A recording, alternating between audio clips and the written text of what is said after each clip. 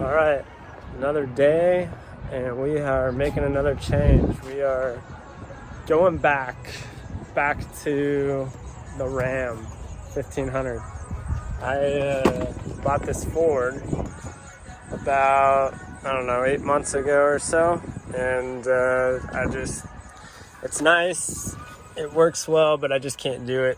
The Ram is so much more truck for the money, and yeah, so we're gonna go ahead and swap these over, get me back in the Ram, and I'll show you guys in a little bit what she looks like. All right, so here's the old rig.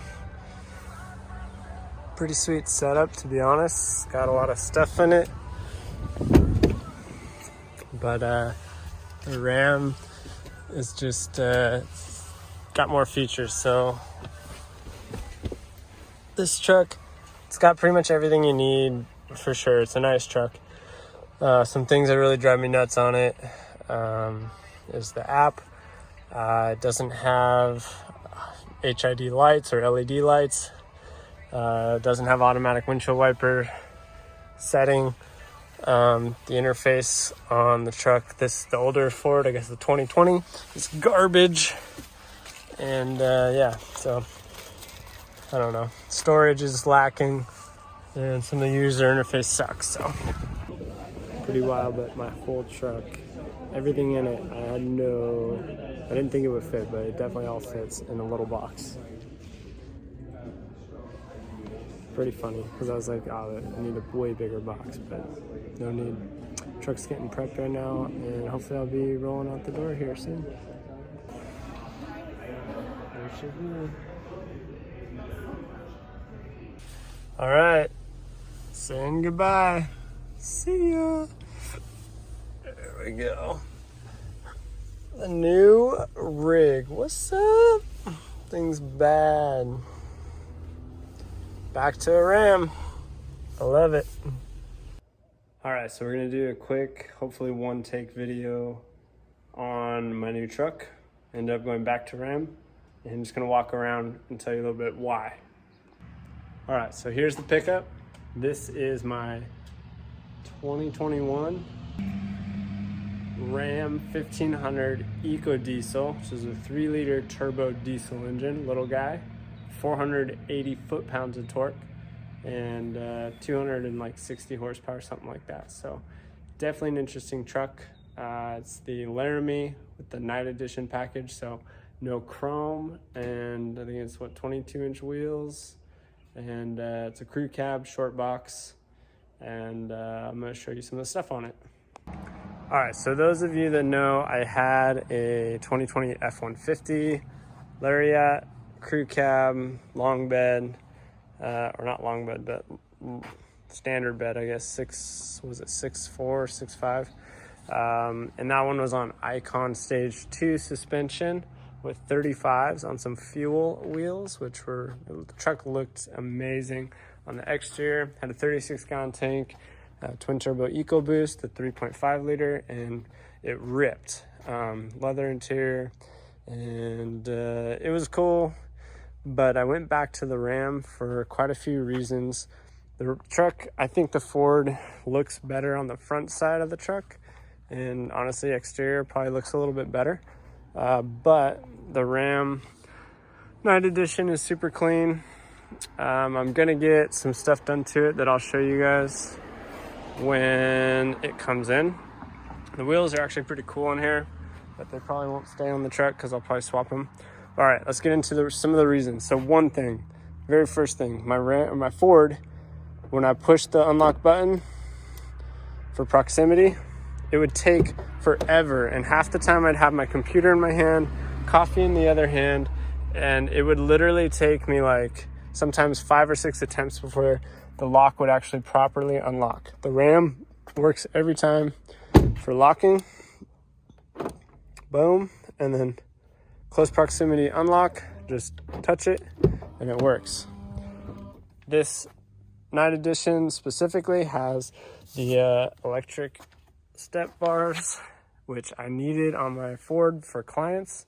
I do real estate in Boise, Idaho. So if you're ever looking for property in Idaho, let me know. I deal heavily with investors, custom home build process. If you guys are looking for competitive analysis on how to win a bid, that's kind of what I specialize in, is basically helping you guys transition to Idaho. So yeah, if you have any questions about Idaho real estate, let me know. Love to help you out. But the truck itself, I take clients out all the time, so it's nice to have the bars, especially for ladies, to be able to get into the truck. Another feature that I really like on the Ram is just the fit and finish. The truck feels higher quality. I don't know if it is, but it just feels way better. There's some suede liner in between the leather and the perforated leather on the truck, and just kind of makes it nice and clean looking. The Panoramic Sunroof is sick on any truck. My F-150 had it too, but this one is much more intuitive with the button. If I want to push it open, it takes 2 button pushes for all the way open, but 1 button to close it. The Ford took 2 and took forever. I've got heated rear seats in this one. I didn't have that on the Ford. I've got USB and lightning ports and 120 or 115 volt back here, and cup holders, pretty normal. This armrest thing for the centerpiece or center seat in the back is way better than the Ford. The Ford is very small, very flimsy, and not very supportive for people in the middle. And then has a storage compartment, plenty of room for like your cell phone, cups or drinks. And the coolest thing about the back seats, they actually recline. You can see the fronts are reclined already, but if I pull this and you push against the seat, it'll open out.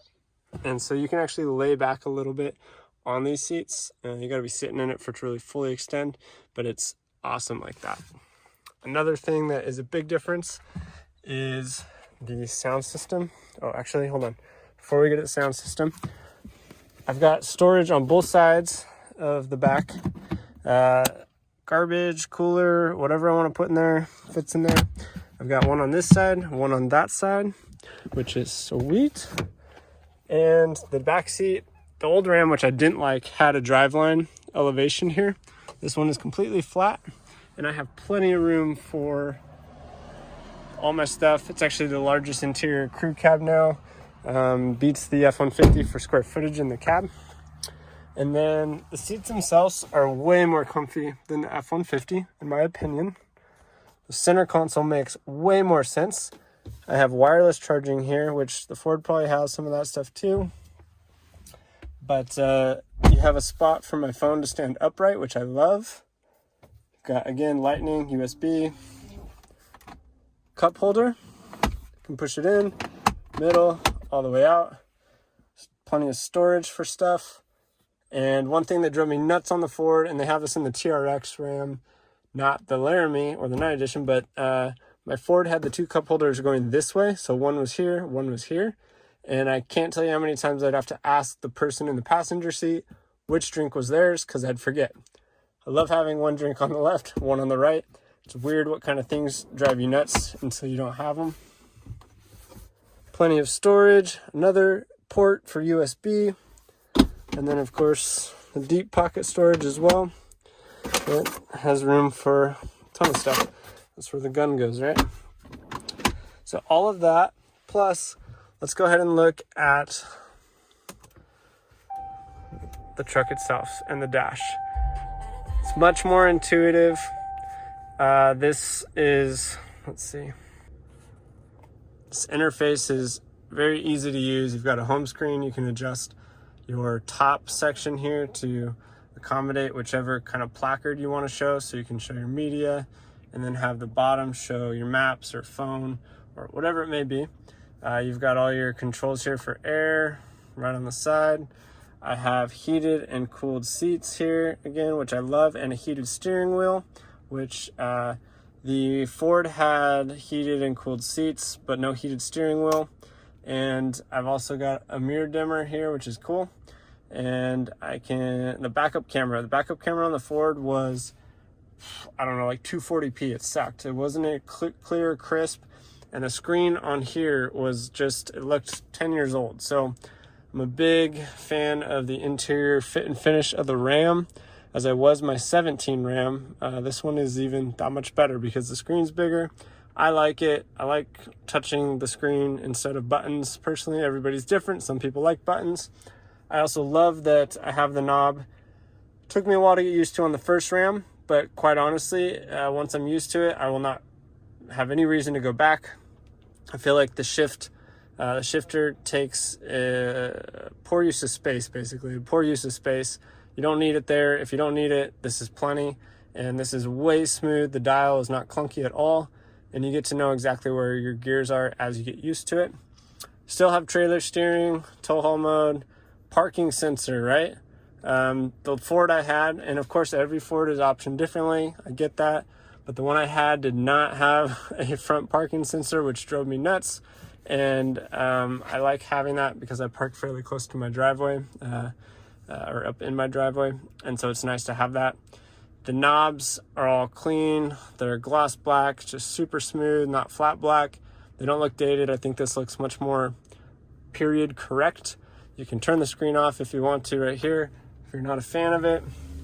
The steering wheel feels like it's better quality material. I don't know. One thing I don't like about this one versus my Ford is that the turn signal, I have to put my finger behind the wheel to hit it, which is no big deal, but the Ford was out here, so I could literally toggle it while I was driving without like reaching around. The gauges are sick. I love Ram's gauges. This looks much more period correct again, a little more current in terms of 2021 instead of what seemed like 1999 with the Ford. But I know Ford is making some updates. I'm just not quite there. Another thing that is huge, plenty of ports. One more down here as well. I don't know if you can see that okay. And we just got tons of space spot for my wallet.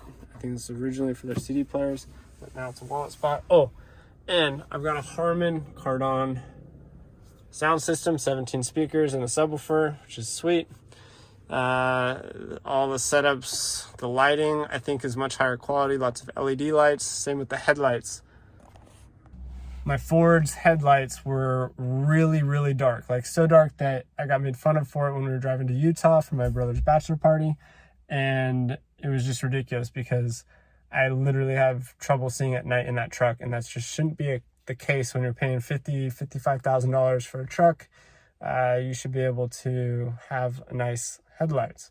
That drove me nuts. Oh, and another thing, automatic wiper sensor. I don't know why, but I didn't think it was a big deal. But the Ford F-150 had no automatic wipers, and that drove me nuts. The Ram, already took it in the rain, turns on automatically, speeds up, slows down. I don't have to worry about the wiper blades. That's sweet.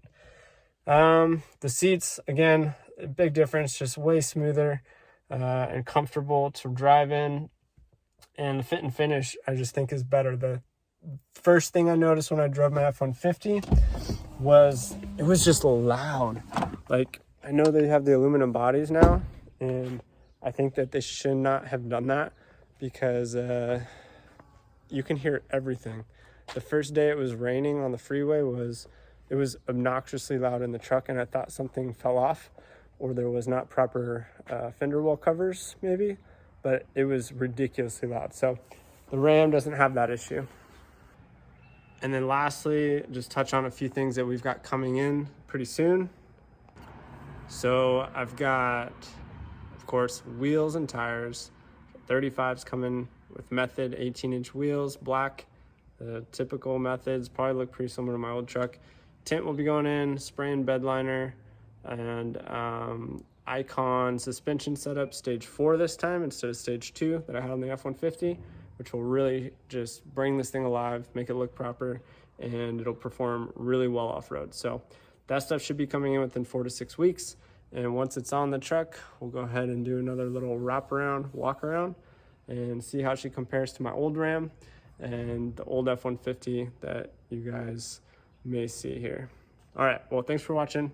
Let me know what you guys think. Oh, last thing, best part of all, I'm averaging 25.7 miles per gallon around town with the diesel, and I've driven 410 miles so far at 25.7 miles per gallon around town. That's insane. So I'm excited to see what I get with the 35s. Thanks for watching. Talk to you guys later.